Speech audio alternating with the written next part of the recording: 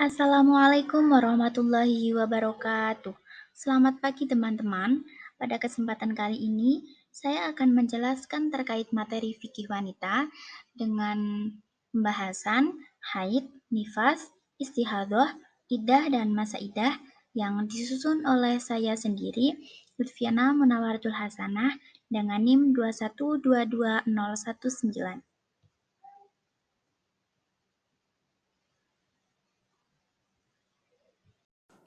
Masuk ke pembahasan yang pertama, yaitu haid dan ketentuannya. Yang pertama ada pengertian haid. Haid merupakan darah yang keluar dari farji wanita yang sudah mencapai usia 8 tahun 11 bulan 14 hari lebih sedikit. Kemudian masa haid. Sedikitnya masa haid adalah 1 hari 1 malam. Kemudian pada umumnya, haid adalah 6-7 hari 7 malam. Untuk maksimal masa haid adalah 15 hari 15 malam. Kemudian ada hal yang diharamkan bagi wanita haid. Wanita haid haram hukumnya jika melakukan beberapa hal diantaranya 1. Sholat 2. Tawaf 3. Iktikaf atau berdiam diri di dalam masjid. Kemudian yang keempat puasa. Yang kelima talak dan lain sebagainya. Masih dalam pembahasan haid dan ketentuannya, yaitu yang selanjutnya ada warna darah haid. Di sini ada dua pendapat. Yang pertama, menurut Imam Syafi'i. Imam Syafi'i menjelaskan warna darah haid ada 5 macam. Yang pertama berwarna hitam, selanjutnya berwarna merah, dan yang ketiga berwarna kuning. Yang keempat coklat, yaitu coklat seperti warna tanah, dan yang terakhir yaitu berwarna keruh. Yang kedua menurut Imam Hanafi. Di sini Imam Hanafi membagi menjadi 6 warna darah haid. Yang pertama ada warna hitam, terus yang kedua ada warna merah, yang ketiga berwarna kuning, 4 berwarna keruh, dan kelima berwarna kehijuan, dan yang terakhir yaitu warna seperti tanah. Pembahasan yang kedua yaitu nifas dan ketentuannya. Nifas atau darah setelah melahirkan.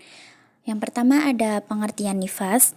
Nifas menurut bahasa adalah melahirkan, sedangkan menurut syara adalah darah yang keluar dari farji perempuan setelah melahirkan atau belum melebihi 15 hari setelahnya bila darah tidak langsung keluar. Yang kedua ada ketentuan darah nifas. Minimal masa nifas adalah setetes atau sebentar walaupun sekejap.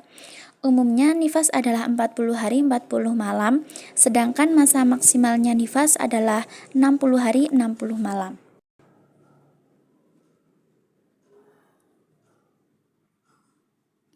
Kemudian adapun darah yang keluar saat melahirkan atau ketika ngelarani mana dalam bahasa Jawa atau bersamaan dengan bayi, maka tidak disebut dengan darah nifas.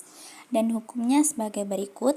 Yang pertama, bila darah tersebut bersambung dengan darah haid sebelumnya, maka disebut darah haid.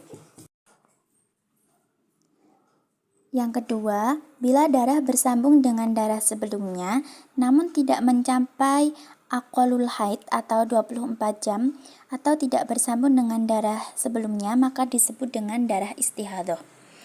Kemudian untuk perhitungan maksimal nifas, yaitu 60 hari 60 malam, dihitung mulai dari keluarnya seluruh anggota tubuh bayi dari rahim atau sempurnanya melahirkan. Sedangkan yang dihukumi nifas adalah mulai dari keluarnya darah tersebut keluar sebelum 15 hari dari kelahiran bayi. Pembahasan yang selanjutnya yaitu istihadah dan sifat warna darah. Pengertian istihadah. Istihadah adalah darah penyakit yang keluar dari farji wanita yang tidak sesuai dengan ketentuan haid dan nifas. Kemudian macam-macam istihadah. Istihadah dibagi menjadi 2. Yang pertama ada mustahadah haid, yang kedua ada mustahadah nifas. Mustahadah haid adalah wanita yang mengalami istihadah haid. Yang kedua, mustahadah nifas adalah wanita yang mengeluarkan darah nifas lebih dari 60 hari 60 malam.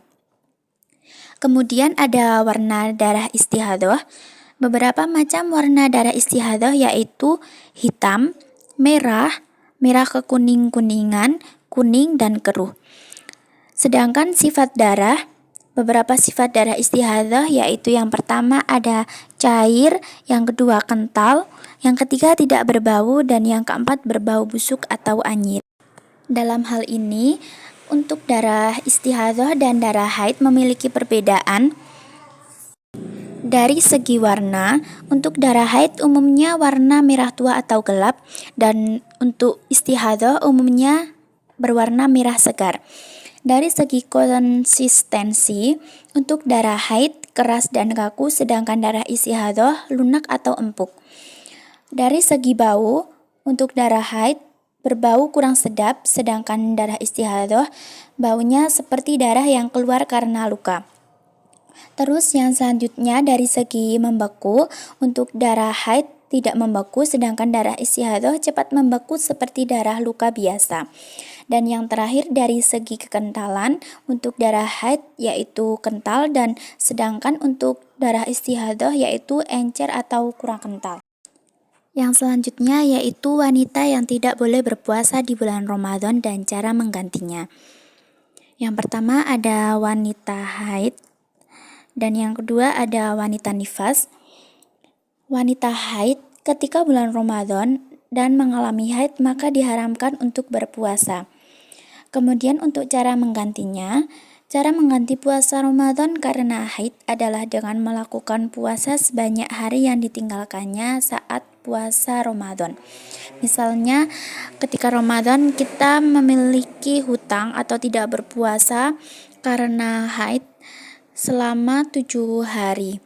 Kemudian nanti setelah Ramadan selesai, setelah bulan Ramadan selesai, kita bisa menggantinya sebanyak 7 hari atau 7 kali puasa. Yang selanjutnya yaitu wanita nifas. Wanita nifas seperti halnya wanita haid, mereka diberi keringanan untuk tidak berpuasa. Begitu juga dengan wanita hamil, menyusui, orang-orang yang sedang melakukan perjalanan jauh atau musafir, dan orang yang sakit atau sudah tua. Kemudian untuk cara mengganti wanita nifas, para ulama berpendapat bahwa wanita yang nifas hukumnya sama dengan wanita haid. Dengan begitu ia wajib mengqadha dan tidak perlu membayar fidyah. Ia bisa segera mengqadha ketika sudah mampu. Kemudian ia juga boleh menunda selama belum mampu atau kondisinya cukup berat untuk mengqadha puasa.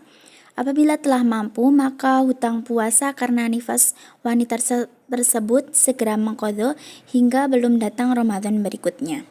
Kemudian dalam hal ini, ibu hamil atau wanita yang tengah menyusui juga diperbolehkan meninggalkan puasa apabila ia mengalami kepayahan dengan berpuasa atau mengkhawatirkan keselamatan anak atau janin yang dikandungnya. Di kemudian hari, ia wajib mengganti puasa yang ditinggalkan, baik karena khawatir keselamatan dirinya atau anaknya.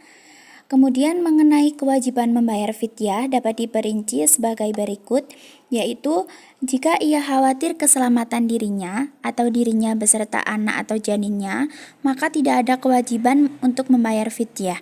Akan tetapi jika hanya khawatir keselamatan anak atau janinnya, maka wajib untuk membayar fidyah. Kemudian untuk ibu hamil yang tidak berpuasa karena khawatir tentang kesehatan gizi untuk diri sendiri dan bayinya, serta tidak memungkinkan untuk mengqadha karena jumlah hutang puasa yang terlalu banyak, maka mereka wajib membayar fidyah. Ibu hamil yang mampu berpuasa namun memilih untuk tidak berpuasa karena khawatir terhadap kesehatan bayinya, maka mereka wajib mengqadha puasanya dan juga membayar fidyah. Pembahasan yang terakhir yaitu iddah dan masa iddah. Iddah dalam bahasa Arab yaitu iddah yang memiliki arti waktu menunggu. Di dalam Islam, iddah adalah waktu tunggu di mana seorang perempuan yang telah diceraikan oleh suaminya, baik diceraikan karena suaminya meninggal atau karena dicerai ketika suaminya masih hidup, untuk menunggu dan menahan diri dari menikahi laki-laki lain. Kemudian untuk tujuan dari masa iddah yaitu untuk menjaga hubungan darah suaminya. Dikhawatirkan seorang wanita sedang mengandung saat akan menikah lagi sehingga anaknya menjadi anak pria yang dia nikahi. Kemudian iddah diwajibkan untuk memastikan apakah perempuan tersebut rahimnya sedang mengandung atau tidak. Hal tersebut adalah penyebab kenapa seorang perempuan harus menunggu dalam masa yang telah ditentukan. Sebagaimana yang telah diketahui, wanita memiliki masa iddah yakni masa tunggu tertentu setelah ditinggal wafat atau diceraikan suaminya. Pada masa ini pula, suami yang menceraikannya juga bisa kembali atau rujuk kepadanya tanpa memerlukan akad baru selama talak yang dijatuhkan berupa talak roj'i atau bisa dirujuk. Selanjutnya, secara global wanita yang menjalani masa iddah terbagi menjadi dua. Yang pertama ada wanita yang menjalani masa iddah karena ditinggal wafat suami, dan yang kedua yaitu wanita yang menjalani masa iddah bukan karena ditinggal wafat, yaitu seperti dicerai, baik yang sudah bergaul dengan suami istri atau belum. Kemudian ada beberapa kategori masa iddah untuk wanita. Yang pertama yaitu wanita yang ditinggal wafat suami dan dalam keadaan hamil, maka iddahnya adalah hingga melahirkan. Tidak ada bedanya apakah kelahirannya kurang atau lebih dari masa iddah pada umumnya. Misalnya, seminggu setelah ditinggal wafat suaminya, sang wanita melahirkan, maka habislah masa iddah pada wanita tersebut.